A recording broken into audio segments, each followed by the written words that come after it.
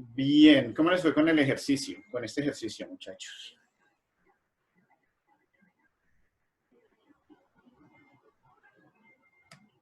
¿Lo lograron terminar? Sí, profe, pues en mi caso lo hice, pero pues no sé si estará bien, me quedó una tablita, una sola tablita, o sea, una iteración. Una sola iteración. Si después de la tabla original solo sale una iteración. Ok, ahí mientras estuve desconectado, yo lo estoy haciendo en Excel más rápido. Es decir, que estas son las tablas, ¿no? La primera tabla que ven ahí es la tabla original, ¿vale? Y en la segunda tabla, pues es la que resulta de reemplazar x2 por la fila de x2 por la variable y, ¿cierto?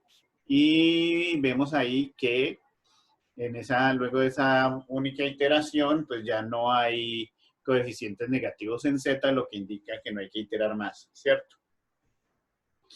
Entonces eso me dice que ahí ya tenemos una solución al problema. Ya ahí podemos deducir que el valor optimizado de la función z es 50. Recuerden que los resultados están sobre la columna de las constantes. Entonces, la constante en la fila de z es 50. Ese es el valor optimizado. Y en las variables tenemos que en las filas solamente quedó la variable y con un valor de 2.5, ¿cierto? ¿Qué quiere decir eso? Eso quiere decir que la solución a ese problema, ¿no? La solución que maximiza la función z en ese problema es x igual a 0. ¿Por qué? Porque no está aquí. Y igual a 2.5, ¿cierto? Y el valor de la función z es 50. Si nos devolvemos a mirar acá, pues vamos a revisar si efectivamente con y igual a 2.5 y x igual a 0, pues la función z es 50, pues esto se hace 0, ¿cierto? Y esto es 20 por 2.5 es justamente 50, es el valor de z.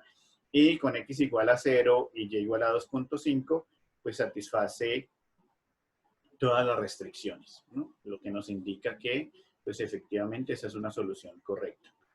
¿Sí les dio a todos la tabla así, muchachos? Sí, profe. Muy bien. Vale. Entonces, bueno, avancemos. Resulta que en algunos casos, cuando vamos a utilizar el método simplex, encontramos que la solución básica eventualmente no es factible, ¿cierto? Miremos este caso. Nos piden maximizar la función 2x1 menos x2 sujeto a este conjunto de restricciones. 2x1 menos x2 menor o igual que 2, x1 menos 5x2 menor o igual que 4, con x1 y x2 pues no negativas. Entonces, lo primero que sabemos que se debe hacer para poder aplicar el método simplex es pues pasar el modelo a la forma de holgura, ¿vale? Entonces, al pasarlo a la forma de holgura, tenemos que z es igual a 2x1 menos x2 y el conjunto de restricciones es x3 y x4 como variables básicas que se agregan. x3 será entonces 2 menos 2x1 más x2, x4 es menos 4 menos x1 más 5x2, con las restricciones de no negatividad, x1, x2, x3 y x4 mayores o iguales que 0. ¿De acuerdo? Ahora bien, ¿cuál es la solución básica de un problema de programación lineal? Es decir, ¿cuáles serían los valores de las variables en la solución básica? ¿Cuál creen ustedes? Por ejemplo, para x1 y x2, pues que son las variables del problema. ¿Cuáles serían los valores de x1 y x2 en una solución básica?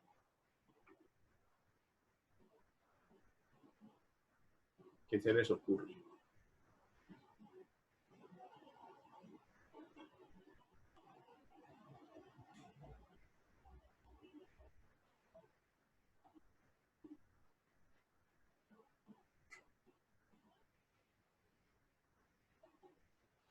Entonces, recordemos, por ejemplo, en este caso que tengo dos variables de decisión, que son las variables x1 y x2, son las variables de decisión del problema, x1 y x2. ¿En dónde está definida la solución? ¿Cuál es la región factible? ¿Cuál debería ser la región factible? ¿En dónde se ubicaría?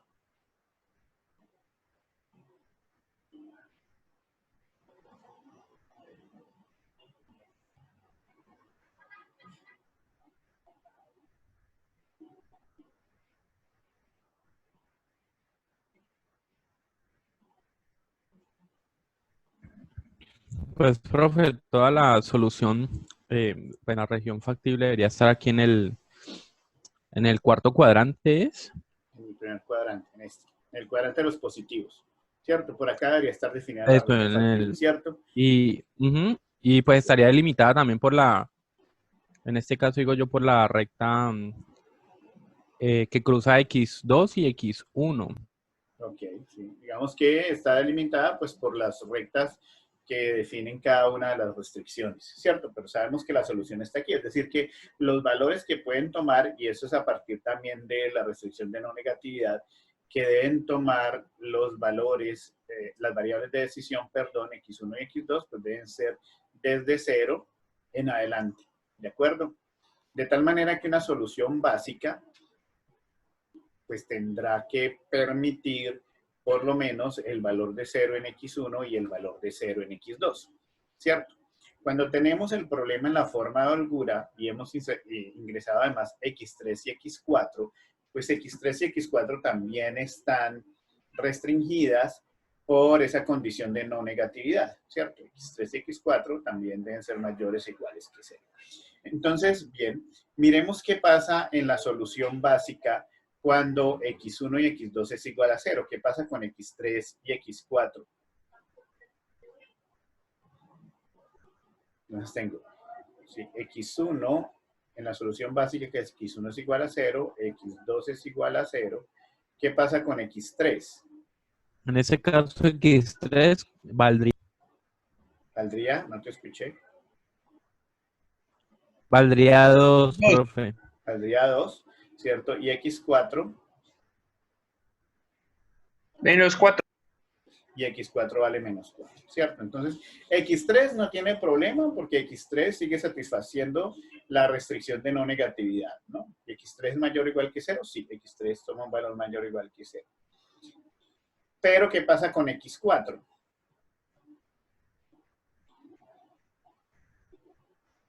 X4 no cumpliría la restricción de no negatividad. X4 no cumpliría la restricción de no negatividad exactamente porque se hace negativo, ¿cierto? Entonces, una solución básica con x1 y x2 en 0 da 2 para x3 y menos 4 en x4, por lo cual no es una solución factible. ¿Por qué? Por lo que acaban de decir, ¿no? Que el valor de x4 no satisface la restricción de no negatividad. Bien, cuando eso ocurre, no necesariamente quiere decir que el problema no tiene solución, sino que lo que quiere decir es que hay que determinar o indagar si el problema es factible, es decir, si el problema tiene una solución. Entonces, la estrategia en ese caso, que de hecho se da cuando encontramos restricciones, no, a ver un poquito por acá, cuando encontramos restricciones asociadas con valores negativos, que no es tan común, pues es usar un mecanismo para determinar si el problema es factible o no. ¿Cómo va a funcionar? Bueno, se debe crear, como dice aquí, una nueva variable que la llamamos x0 y vamos a hacer una transformación preliminar del modelo. En esa transformación preliminar del modelo vamos a decir que z es igual a menos x0, ¿cierto? Y x0 se va a agregar sumada a las otras ecuaciones asociadas con las demás restricciones, ¿vale? Entonces, por eso tenemos en x3, que era la restricción en forma de ecuación que teníamos 2 menos 2x1 más x2, le vamos a sumar x0, y lo mismo en x4, que era igual a menos 4 menos x1 más 5x2, le vamos a sumar x0, que es una variable temporal. ¿De acuerdo? Lo siguiente que vamos a hacer es incluir ese x0 en el conjunto de variables básicas, sustituyendo en este caso a x4.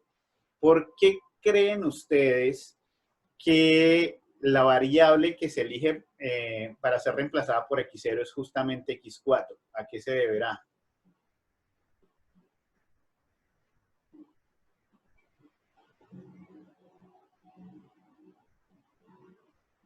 ¿Por qué escoge x4 para reemplazarla y no x3? Dime. Profe, porque X4 es la que no está negativa, la que no cumple la restricción. Exactamente, porque x4 es la del problema, ¿cierto? Porque x4 es la que no satisface la restricción de no negatividad. Esa es la razón por la cual, esa es la que voy a reemplazar. Si tuviéramos varias variables, digamos en un problema con más variables o con más restricciones, si tuviéramos varias variables que no satisfagan la condición o la restricción de no negatividad, pues tendríamos que crear una nueva variable por cada una de esas restricciones que no se cumplen. ¿De acuerdo? En este caso, como es solamente una, pues creamos un x0, ¿vale? Y vamos a utilizar x0 para reemplazar x4, que es la del problema. Entonces, bien, tenemos entonces en el modelo original reemplazamos x4 por x0. x0 es 4 más x1 menos 5x2 más x4. Entonces, al reemplazar o al despejar mejor x4, tenemos que x4 es x0 menos 4 menos x1 más 5x2. ¿Cierto? Muy bien. Entonces, bien, reemplazamos x0 en el modelo transformado. Entonces, tenemos que z era ¿qué? Z era menos x0. Bueno, entonces, menos 4 menos x1 menos 5x2 más x4, la negación de toda esa expresión. x3 no tiene problema, entonces x3 sigue siendo 6 x1 en el problema original.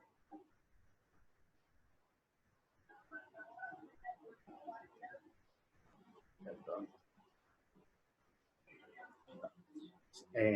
6x1 menos 6 menos x1 menos 4x2 más x4, y x0 pasa a reemplazar a x4, que era la del problema, 4 más x1 menos 5x2 más x4, con las restricciones de no negatividad. Entonces, ahora tenemos un modelo en formato de holgura, y con ese modelo en formato de holgura, lo que vamos a hacer es aplicar el método simplex, ¿cierto? De tal manera que si el valor óptimo que se obtiene en el método simplex es 0, es decir, si el mejor valor de la función objetivo es 0, quiere decir que el problema original tiene solución.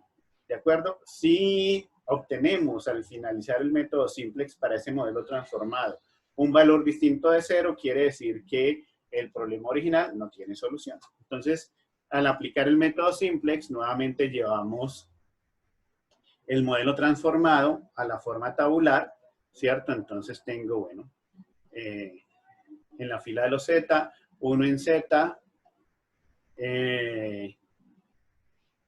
9 quintos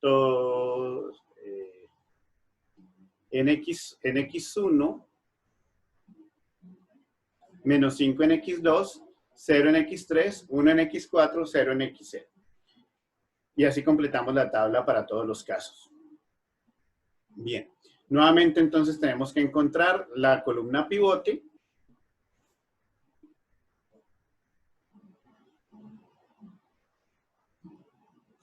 La columna pivote, que es la del valor más negativo, y la fila pivote, que será el menor valor positivo de dividir la columna de la constante sobre la columna donde se encontró el pivote, ¿cierto?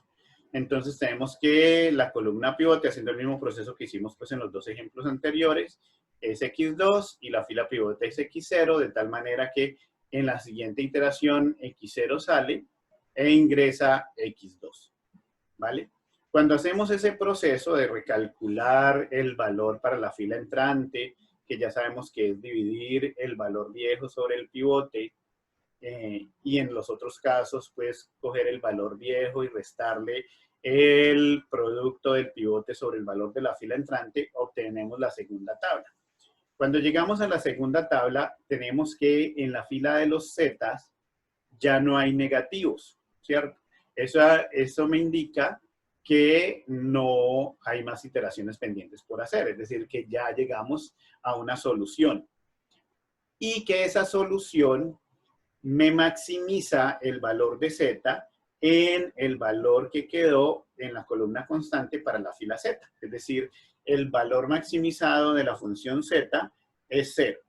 ¿Qué significa?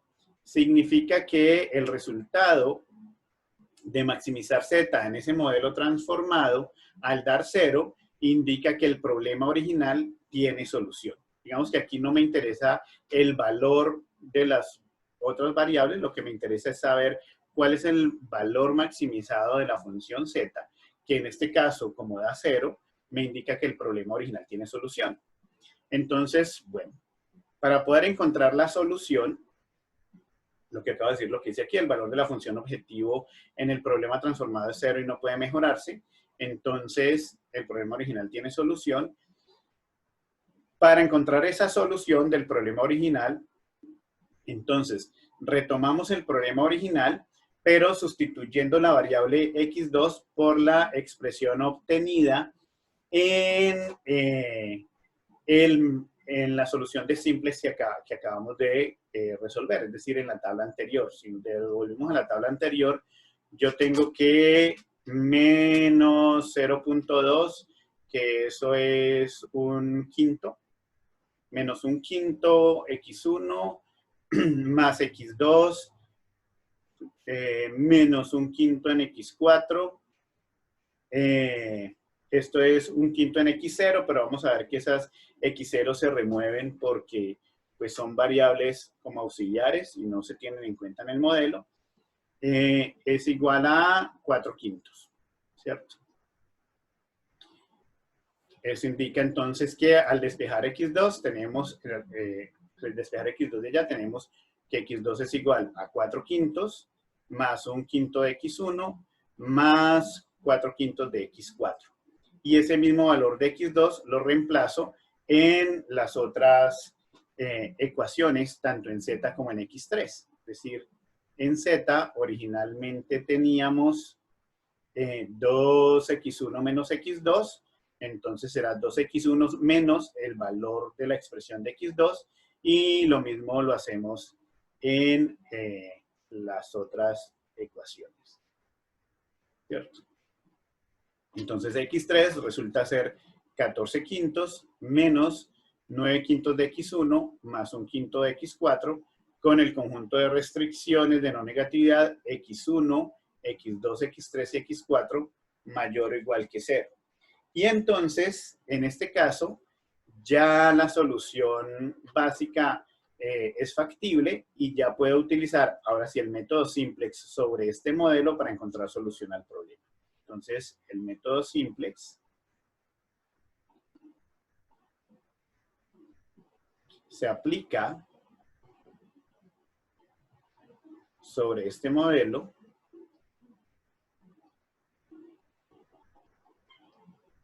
para solucionar el problema. Es decir, que aquí lo que sigue es nuevamente entonces crear una primera tabla simplex y empezar a iterar hasta que no tenga valores negativos en la fila de las zetas, y eso me indica ya el valor maximizado de z y los valores de las variables asociadas con el problema. ¿De acuerdo? Es simplemente hacer un paso como intermedio para determinar si es posible encontrar solución, entonces se transforma el problema para poder aplicar el método simplex. ¿Estamos?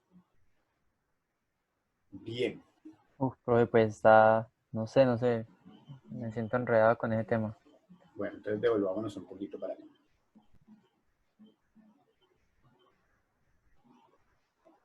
Bueno, partamos de aquí. Entonces decimos, es claro que la solución básica no es factible, ¿cierto? ¿Por qué? Porque hay una variable que no satisface la restricción de no negatividad, ¿cierto? Hasta ahí estamos claros.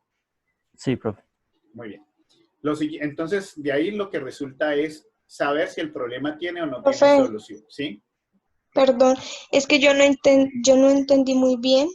Bueno, igual es que acá están haciendo mucha bulla. No entendí muy bien cómo fue que sacaron los valores. O sea, yo entiendo que el -4 no cumple con la última restricción que dice que x1, bueno, de x1 a x4 tienen que ser, perdón por esa licuadora, tienen que ser mayor o iguales a 0. Ajá. Pero no entiendo de dónde sacaron los valores. Ok. Digamos que en el problema original, las variables de decisión son x1 y x2, ¿cierto? x1 y x2. Entonces, yo sé que la solución tiene que estar en este cuadrante, ¿cierto? Y tiene que incluir, debido a las restricciones de no negatividad originales, tiene que ser que x1 sea mayor o igual que 1, debe cumplir que x1 sea mayor o igual que 1 y que x2 debe ser mayor o igual que 1, que 0, perdón, mayor o igual que 0 y x2 mayor o igual que 0. ¿De acuerdo? Entonces, cuando yo reemplazo x1 y x2 en 0, que es, digamos, el valor más pequeño que x1 y x2 deben tomar, todas las Claro. restricciones se tienen que cumplir, se tienen que satisfacer, ¿cierto? Entonces yo reemplazo x1 por 0 y x2 por 0. Aquí no afecta tanto, pero sin las restricciones. Entonces yo tengo que, pues 2x1 se vuelve 0 y x2 es 0, es decir que x3 toma el valor de 2. 2 menos 0 más 0, pues es 2, que es este 2 de acá. ¿De acuerdo? Ah, ya entiendo, claro. Y Y por lo eso mismo en x4 toma el x4. valor de -4. Exactamente, aquí esto se hace 0, esto se hace 0, entonces x4 toma el valor de -4. Cuando vemos que x4 toma el valor de -4, ya ahí es claro que pues no satisface la restricción de no negatividad, porque -4 pues es negativo. Entonces de ahí lo que sigue es determinar si el problema tiene solución, porque el hecho de que ese x4 no satisfaga la restricción de no negatividad no quiere decir que el problema no tiene solución. Puede ser que sí tenga solución. Entonces, ¿cómo saberlo? Para saberlo hay que hacer digamos, una transformación intermedia que implica crear una nueva variable que la llamamos x0 y hacemos la función objetivo igual a -x0. Por eso aquí parte del procedimiento es decir que a z le asigno -x0, ¿cierto? Y bueno, y transformamos entonces todo el modelo sumándole a todas las ecuaciones de las restricciones ese x0 que se vuelve una variable ahí como auxiliar. ¿De acuerdo? Entonces a Sí, profe, está ahí x3 bien. le sumo x0 y a x4 le sumo x0. ¿Vale? Muy bien. Listo. Entonces ahí ya tenemos un modelo que tenemos que resolver también por el método simplex para saber si tiene solución. ¿Cómo sabemos si el modelo original tiene solución? Si al resolver el modelo transformado en el método simplex, el valor de la función da 0, ¿vale? Pero eso implica incluir x0 en el conjunto de variables básicas, es decir, en el conjunto de estas variables que están aquí a la izquierda, sustituyendo a la variable que presenta el problema. Como x4 es la variable que presenta el problema, porque es la variable que no está satisfaciendo la restricción de no negatividad, entonces lo que yo hago es reemplazar x4 por x0, ¿de acuerdo? Para tener Profe. un modelo en forma de holgura, que es este que tenemos aquí. ¿Ok? Bien. Entonces, cuando yo ya tengo el modelo transformado en forma de holgura, pues lo resolvemos por el método simplex, como el caso de los ejemplos pues, que trabajamos Una anteriormente. pregunta, Dime. profe. Sí. Si yo, por ejemplo, bueno, el caso está como, digámoslo, cortico, pero supongamos que tenemos de x1 a x7 y que más de una variable no cumple, Ajá. entonces, ¿se reemplaza ese x0 por cada una de las variables que no cumple? Se tiene que crear una variable nueva, o sea, ya no sería como un x0, sino como x01, pues, o algún nombre, x01, x02, es decir, una variable por cada variable que no satisfaga la restricción de no negatividad. Entonces, si en el caso de este problema, que como tú dices es pequeño, y yo digo a z la hago menos x0, ¿cierto? Pues en un problema, digamos, donde tenga más variables que no restrinjan, y yo tenga un x0' y un x1', entonces z será igual a menos x0' menos x1', por ejemplo, una variable por cada una de las que no cumplan. Y siempre negativa, ¿cierto, profe? Y siempre es negativa, exactamente. Y claramente, pues ahí el problema se va a hacer mucho más grande. ¿Eso responde la pregunta de Geraldine? Sí, el profesor responde la Sí, pregunta. digamos que entre más variables no satisfagan la restricción de no negatividad, más complejo se va a hacer el problema, ciertamente. Porque entonces más variables hay que agregar. Bien. Entonces, volviendo a este caso, cuando yo resuelvo por el método simplex ese modelo transformado, que en este caso solo requirió de una iteración, ¿cierto? ¿Por qué? Porque al pasar de la tabla 1 a la tabla 2, pues ya en la fila de los zetas no hay valores negativos. Entonces, al terminar el problema, miramos cuál fue el valor optimizado en z. Si el valor optimizado en z es 0, quiere decir que el problema original tiene solución. Si el valor optimizado en z es distinto de 0, quiere decir que el problema original no tiene solución. ¿De acuerdo?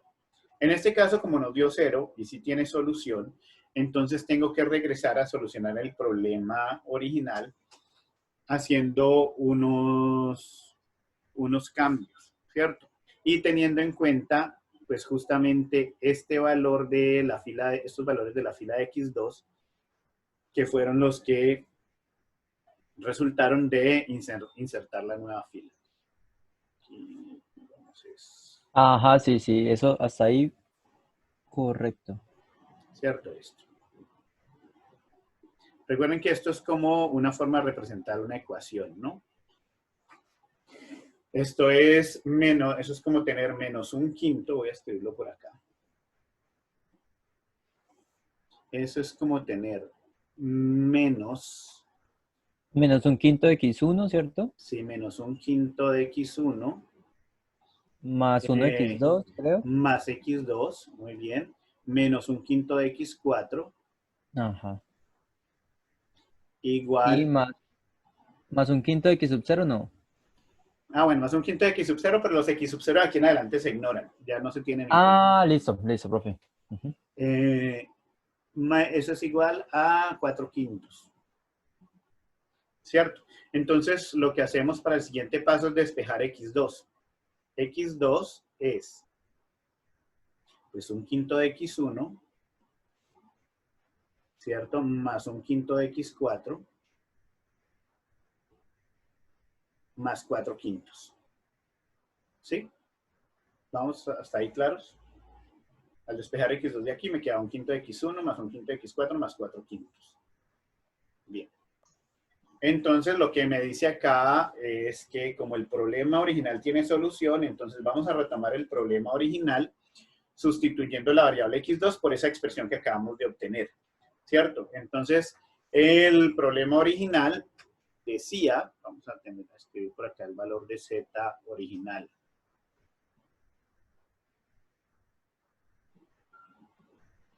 El problema de z original es este, ¿cierto? Sí. 2x1 menos x2. 2x1 menos x2.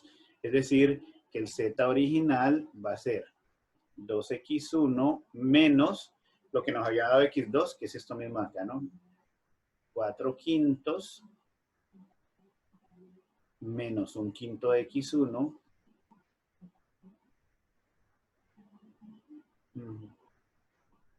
más esto era más un quinto de x1 más un quinto de x4.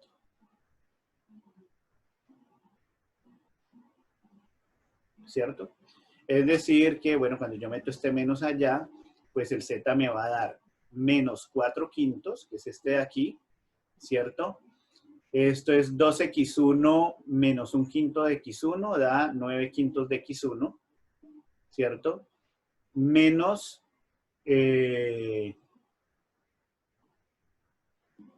4/5 de x4, si era 4/5. Pues hay un error. X4 me dio Sí, profe, 4 menos 4/5, sí. menos 4/5 de x4. Ok. Ajá. Oye, No, es menos 1/5. menos 1/5, profe. Es menos 1/5 de x4. Porque miren que aquí tenemos 1/5 de x4 y eso no se está sumando con Ah, nada sí, más. 0,2. Sí, profe, sí. Menos 1/5 de x4. Ok. Y bueno, ¿qué es esto mismo acá? Que aquí sí está bien. Pues x2, pues es lo que ya habíamos despejado, 4/5 más 1/5 de x1 más 1/5 de x4. Y x3, pues igual, ¿no? Donde estaba x2 se reemplaza. Eso finalmente da 14/5 menos 9/5 de x1 más 1/5 de x4. Con las restricciones de no negatividad. ¿De acuerdo? Sí, profe, ya, sí, me quedó más claro. Entonces, aquí ya, digamos, tengo el modelo original en formato de holgura, ¿cierto? Donde hemos suplido el problema de la variable que no satisfacía la restricción de no negatividad. Y este modelo, pues, se lleva nuevamente al método simplex para encontrar los valores de las variables que permiten maximizar la z, haciendo el proceso que ya hemos visto, ¿no? Se crea la tabla inicial, se va iterando hasta que la fila de las zetas no tenga valores negativos. ¿De acuerdo? Listo, profesor, agradezco mucho. Profe, y una última preguntita, ya no Sí. molesto más. No, tranquilo. El ejercicio anterior, el que habíamos hecho, que cuando usted de pronto como que le cayó el internet, ¿me puede mostrar un momentico el resultado? Yo le tomo un pantallazo que es que no alcancé a verificar, profe, qué pena. Ujú. Listo, profe. Listo, ya. Dale. Ya le tomé el pantallazo, gracias, profe. Igual todas estas diapositivas, pues saben que yo se las subo de aquí a mañana. Listo, Listo. profe, gracias. Y digamos que Ya. ese es el paso adicional que se genera o que se debe hacer para determinar si un problema tiene solución en el caso de que pues, la solución básica no satisfaga todas las restricciones de no negatividad. Y ya de ahí en adelante el método simplex se desarrolla pues como lo hemos visto. ¿De acuerdo? Profe, yo tengo una pregunta. ¿Sí? Con respecto a este mismo ejercicio, ¿qué pasaría si cogemos el modelo original y lo intentamos resolver de una vez por simplex? Ah, ok. O sea, no llegaríamos a ninguna solución. Puedes llegar a una solución, pero no tenés la certeza de que vas a llegar a la solución óptima. Ah, Sí, ok. porque si aplicas simplex puedes llegar a una solución, sí. Porque en Ujú. algún momento, digamos, las iteraciones puede ser que ni siquiera itere, por ejemplo, la primera vez. Eventualmente, dependiendo de las condiciones del problema.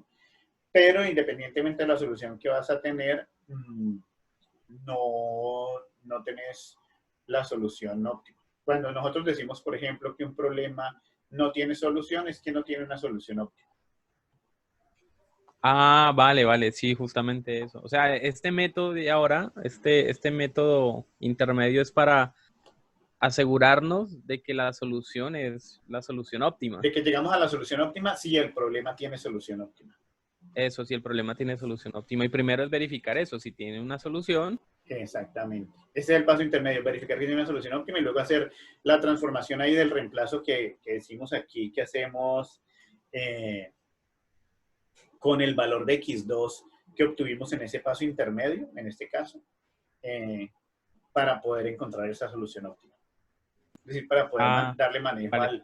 al valor que nos estaba generando problemas con la restricción de no negatividad.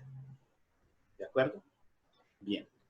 Ok, entonces lo que nos queda es ver una última estrategia, que es la de ramificar y acotar, que tiene que ver con lo siguiente.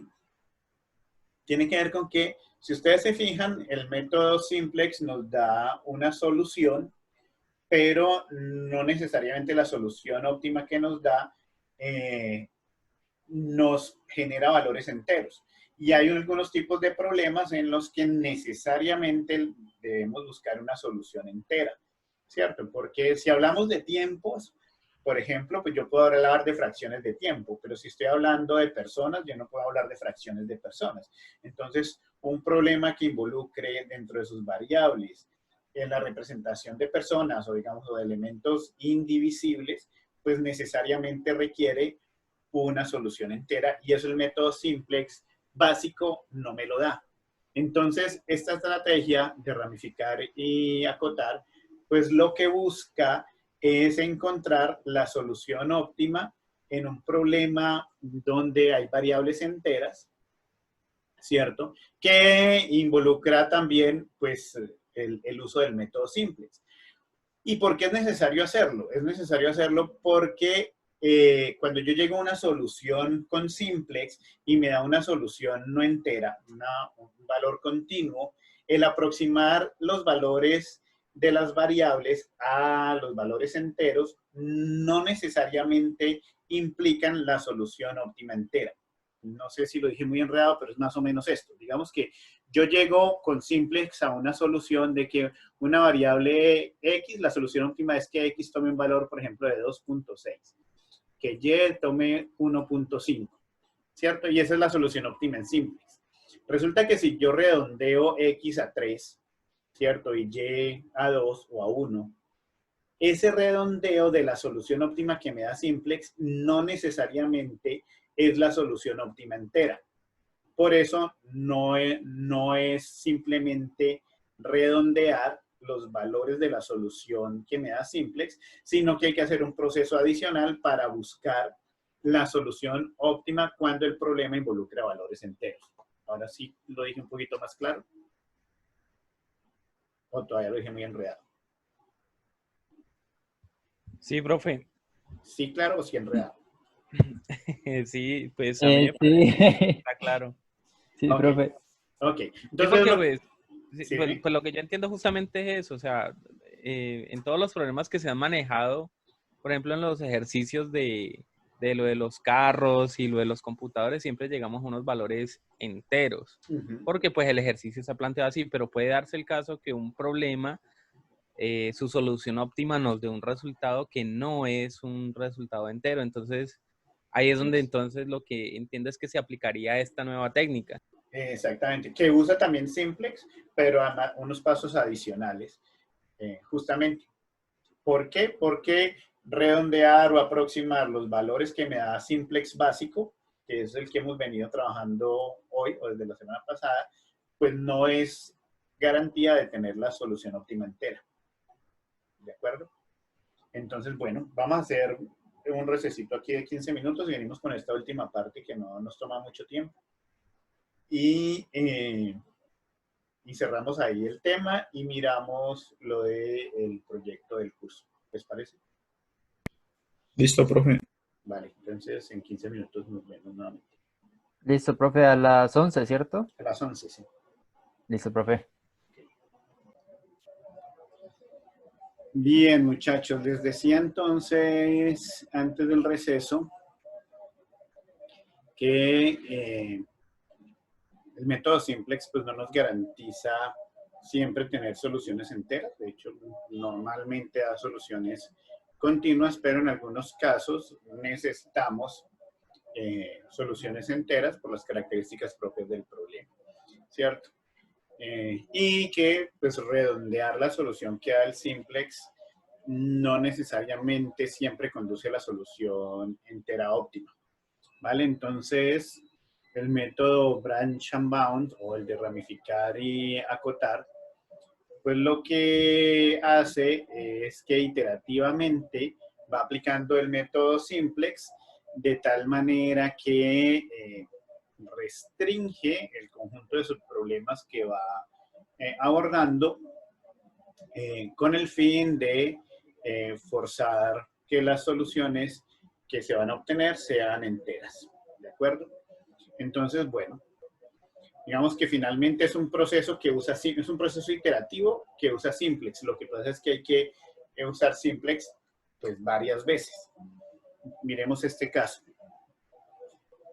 tenemos un problema que lo vamos a llamar PL0, digamos el problema inicial, que consiste en maximizar la función 5x1 más 4x2, sujeto a las restricciones x1 más x2 menor o igual que 5 y 10x1 más 6x2 menor o igual que 45, y con las restricciones de no negatividad x1 y x2 mayor o igual que 0.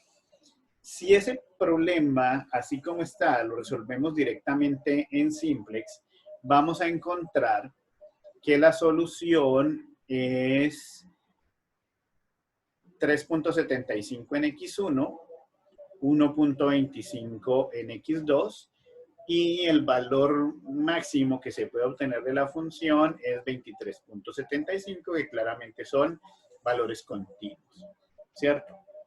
Si necesitáramos encontrar una solución entera para ese problema, entonces debemos ramificar. ¿Y cómo se hace la ramificación?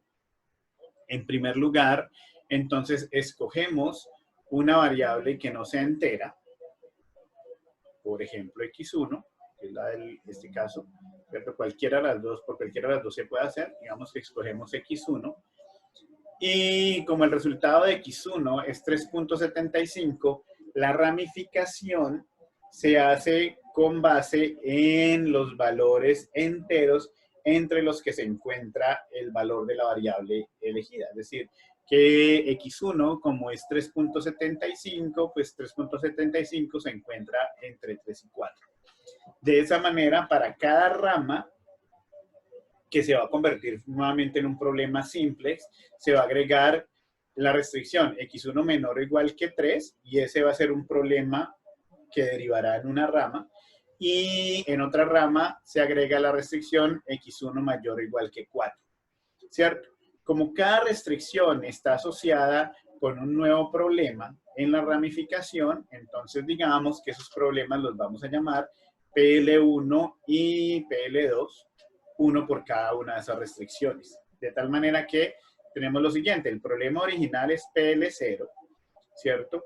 Al escoger x1 como variable para la ramificación y agregar una nueva restricción sobre los posibles valores enteros de x1, entonces, pues una rama, será la que llamamos aquí PL1, es la que tiene la restricción de x1 menor o igual que 3, y esto se vuelve un problema, que es este que está aquí a la izquierda, y con la restricción x1 mayor o igual que 4, generamos un nuevo problema, que es la rama de la derecha, y es justamente el que está aquí a la derecha. Es decir, que hemos descompuesto el problema original, PL0, en dos subproblemas.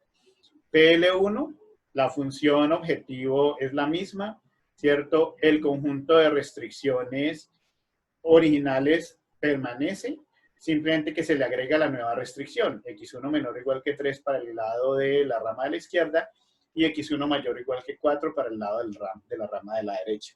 Y cada uno que está, digamos, formalizado, pues tiene que ser resuelto por el método simplex. Entonces, cuando cogemos PL1 y lo resolvemos por el método simplex, vamos a encontrar que la solución que obtenemos es justamente x1 igual a 3, x2 igual a 2 y z igual a 23, ¿cierto?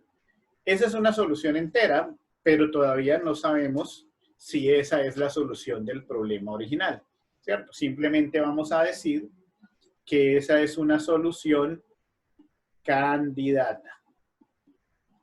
Esa puede ser una solución, la solución de PL1. Bien, así como resolvemos PL1 por simplex, pues PL2 también se resuelve por simplex. Y al resolverlo por simplex, pues van a notar ustedes que la solución que se obtiene es x1 igual a 4 y x2 igual a 5 sextos con z igual a 23.33. Como aquí en PL2 no tenemos todavía una solución entera, eso significa que hay que ramificar nuevamente. Es decir, que ese problema tengo que descomponerlo en otros dos subproblemas. PL3 y PL4. ¿De acuerdo?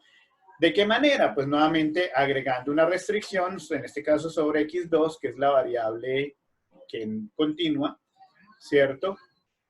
En la siguiente forma. Entonces, PL3 tiene todo el conjunto de restricciones originales, ¿vale? Y PL4 tiene todo el conjunto de restricciones originales, agregando la restricción adicional de sobre X2. ¿De acuerdo? Cuando solucionamos el problema PL3 por el método simplex, vamos a encontrar que la solución de PL3 tampoco es entera, ¿cierto? Es decir, tengo X1 en 4, X2 en 0, pero Z va a 22.5. Y cuando resolvemos o tratamos de resolver el problema PL4 por simplex, vamos a ver que no tiene solución porque no todas las restricciones son satisfacibles, ¿cierto? Es decir, porque no es posible cumplir con todas las restricciones. De tal manera que PL4, pues ya no se puede explorar más.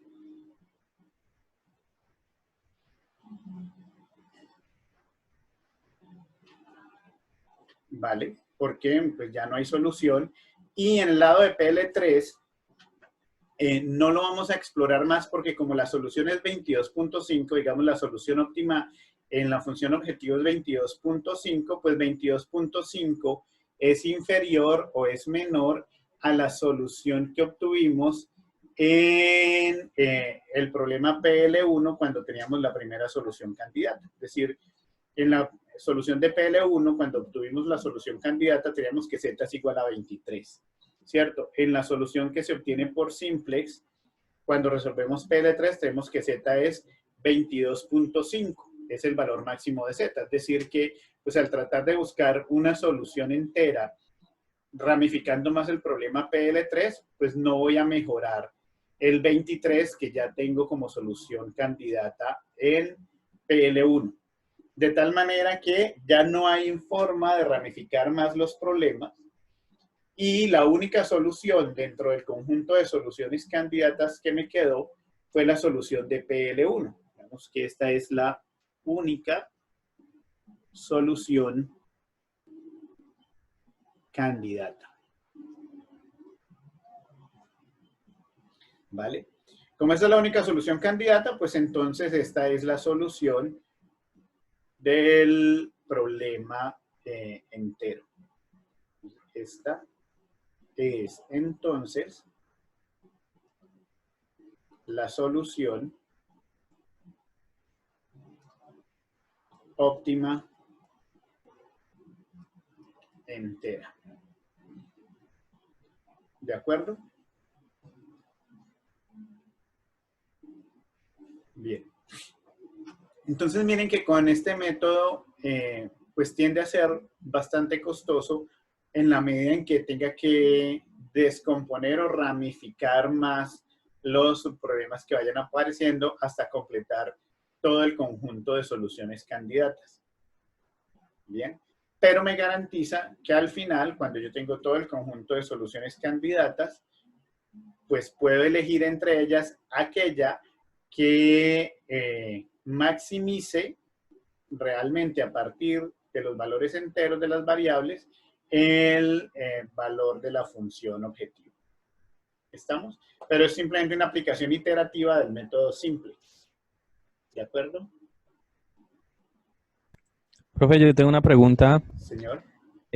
Con respecto a la restricción, es que no entendí esa parte. ¿Cómo uno agrega esas nuevas restricciones? Vi que había un X menor igual que 3 y el otro era mayor igual que 4. Sí, es con base en el resultado que te da la solución simplex. Vamos aquí. Aquí, cuando yo resuelvo con el simplex básico el problema, entonces yo tengo esta solución. X1 igual a 3.75, X2 igual a 1.25 como valores de las variables, ¿de acuerdo? Entonces el método me dice, escoja de las variables no enteras, en este caso son las dos, escoja alguna para ramificar. Entonces nosotros dijimos, bueno, nos vamos a ir vamos a ramificar por X1. ¿cierto? Las restricciones que se agregan se hacen con base en la solución que me dio simplex original, ¿cierto? Como me dio la solución para x1 3.75, entonces las restricciones que yo agrego es con base en los valores enteros entre los que se encuentra esa variable que escogí. 3.75 se encuentra entre 3 y 4, ¿de acuerdo? Entonces, las restricciones que voy a agregar son que para una rama x1 menor o igual que 3, que es el valor entero más bajo de los dos posibles, y por el otro lado, x1 mayor o igual que 4, que es el valor entero más alto de los dos posibles. Ahora, ¿eso responde a la pregunta? Ah, sí, profe, sí, sí. No Sí, había captado ese- miro es Ujú. entre qué enteros está el valor de la variable que escogí para ramificar, y esos son los que uso para agregar las restricciones. Y lo que se hace simplemente es aplicar para cada lado, es un nuevo problema simplex con una restricción adicional y se resuelve cada uno hasta que bien, llegue a una solución entera y se me vuelve solución candidata, ¿cierto? Y o tenga soluciones no enteras y entonces tenga que seguir ramificando, o llegue a que el problema no tiene solución y ya no hay forma de ramificar. Entonces, ¿dónde dejo de ramificar? ¿Cuándo dejo de ramificar? Dejo de ramificar cuando llegue a una solución entera. Cuando llegué a un problema que no tiene solución. O cuando llegué a una solución que no mejora alguna de las soluciones candidatas. ¿De acuerdo? Cuando ya tengo todo el posible conjunto de soluciones candidatas, pues ahí selecciono de esas soluciones la que me dé un mayor valor para la variable objetivo, porque esa es la que me la maximiza dentro del posible conjunto de soluciones enteras. ¿De acuerdo?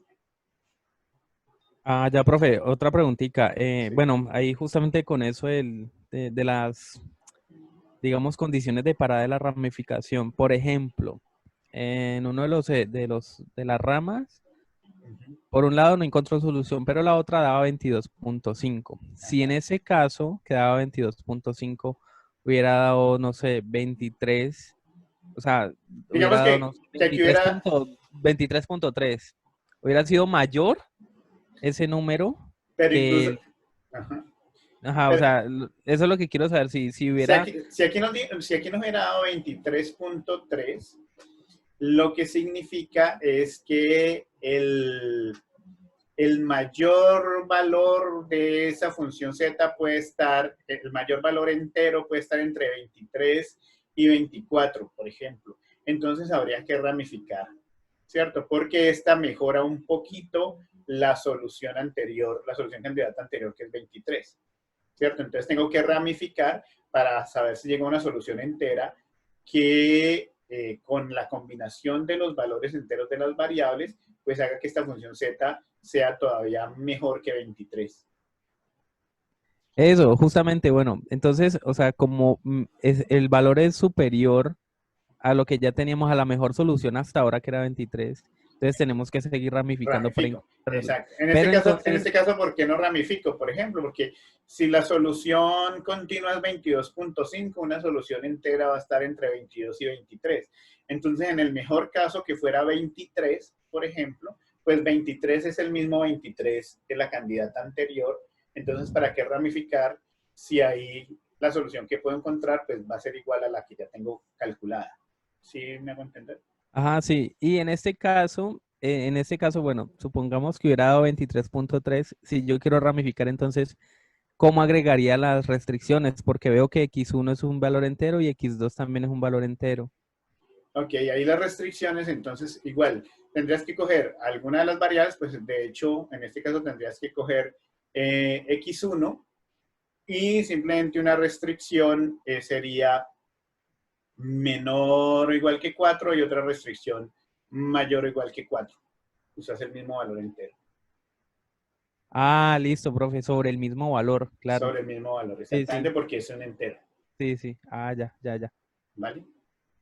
Listo, muchachos. Entonces, bueno, voy a cambiar aquí en la pantalla un momento.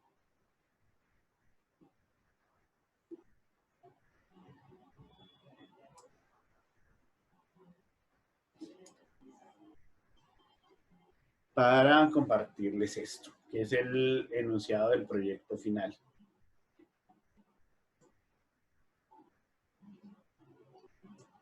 Bien.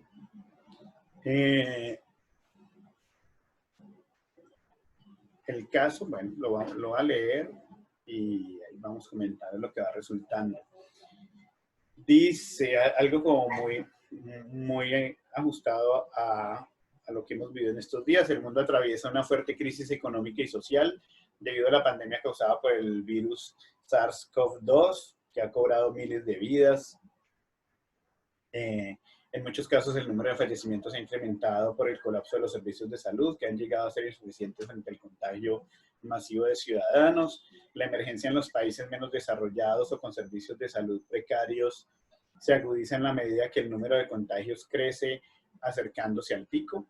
Por esta razón, los gobiernos de estos países han tomado medidas desesperadas para tratar de desacelerar la curva de contagios, a la vez que se preparan para incrementar o mejorar la capacidad en camas de cuidados intensivos. Adicional a lo anterior, la instalación de una cama de cuidados intensivos requiere, además de equipos como ventiladores para el soporte vital del paciente, una serie de recursos humanos especializados para coordinar y acompañar el tratamiento necesario.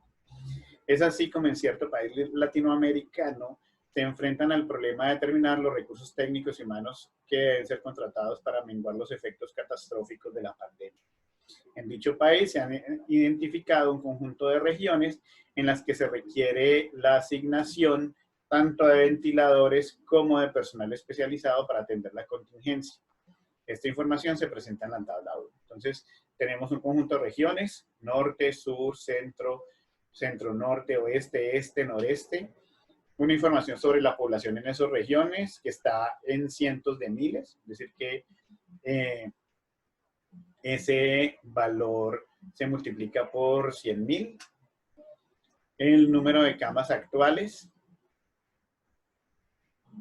disponibles en esos lugares. El personal requerido por, ese personal son como equipos de personas requerido por cada cama de cuidado intensivo que se instale. El costo de instalar cada cama de cuidados intensivos, que está en miles, es decir, que estos valores se multiplican por 1,000, y la cantidad de muertes registradas. Se busca determinar la cantidad de ventiladores mecánicos que deben asignarse a cada región, para lo cual se ha diseñado una escala de valoración del beneficio que obtendría cada una de las regiones dependiendo de la proporción de camas por número de habitantes así. La región con menor proporción tendrá un beneficio de 1, con mejor proporción, perdón, tendrá un beneficio de 1, la siguiente tendrá un beneficio de 2 y así sucesivamente. Es decir, que la región que más camas por número de habitantes tenga en el momento, pues va a ser calificada con menos beneficio que en la asignación que se le haga a una región con menor número de camas por número de habitantes. ¿De acuerdo? O sea, así sucesivamente hasta que la región con menor proporción de camas por número de habitantes tendrá un beneficio de 7. Es importante tener en cuenta que se tiene un total de 1,000 ventiladores para distribuir, los cuales fueron recibidos por parte de una ONG internacional, y que en la distribución las dos regiones con más muertes por millón de habitantes deben recibir el doble de ventiladores que las otras regiones. Dadas las características particulares de cada región, hacen que el número de profesionales requeridos por cada cama de cuidados intensivos sea diferente. Esto se muestra en la tercera columna de la tabla 1, pues allá donde hablamos de personal requerido. Bueno, en la cuarta columna, del personal requerido.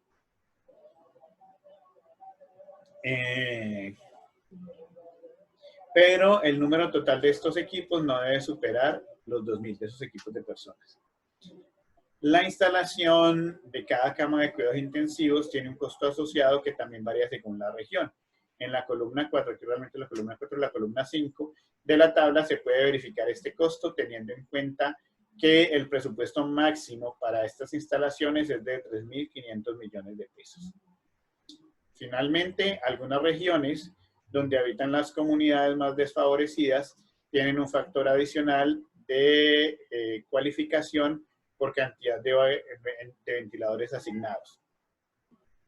Las cualificaciones se presentan en la tabla 2 y el total acumulado de cualificación debe ser de al menos 1000 puntos. Es decir, que estas regiones que aparecen aquí en esta tabla tienen una cualificación adicional, ¿cierto? Y pues esa cualificación en función de la cantidad de ventiladores asignados, como dice aquí, debe ser de al menos 1000 puntos. Ese es el problema. Ahora, ¿qué es lo que ustedes deben preparar? Pues deben preparar un informe escrito en el que presenten el modelo formal del problema, donde expliquen el modelo como tal vale 20 puntos de la entrega, la explicación, digamos, el análisis que ustedes hagan sobre el modelo y donde indiquen qué consideraciones tuvieron en cuenta, pues tiene un peso de 10 puntos.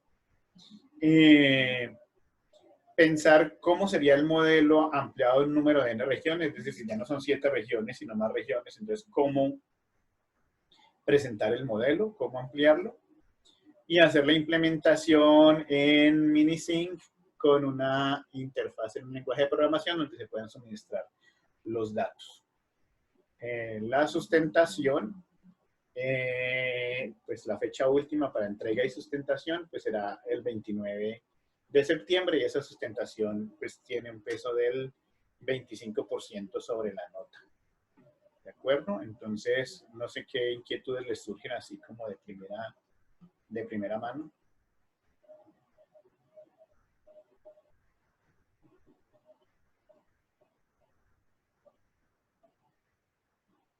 Igual yo ahorita en un momento se los pongo visible en el campus para que ustedes lo puedan revisar como con cuidado. Pero impresiones, inquietudes. Profe, ¿y es de grupos? ¿De cuántos grupos? 100 Máximo, en equipos de 3 o hasta 4 personas.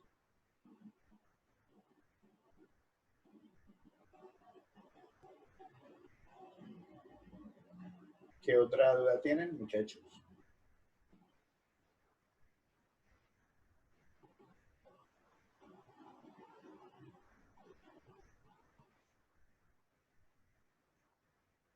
¿O no hay dudas?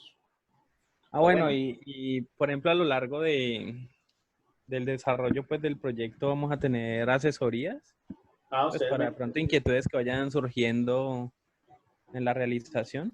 Sí, ustedes me contactan y pues si es una duda como muy concreta que se pueda resolver por correo, pues por correo. Y si es una duda que requiera una asesoría como más personalizada, pues entonces coordinamos la reunión por Google Meet, claro.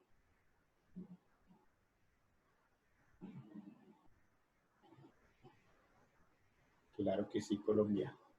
¿Qué otra pregunta tienen, muchachos? Bueno, mientras van pensando en las preguntas, voy a irles poniendo visible acá en el campus el proyecto.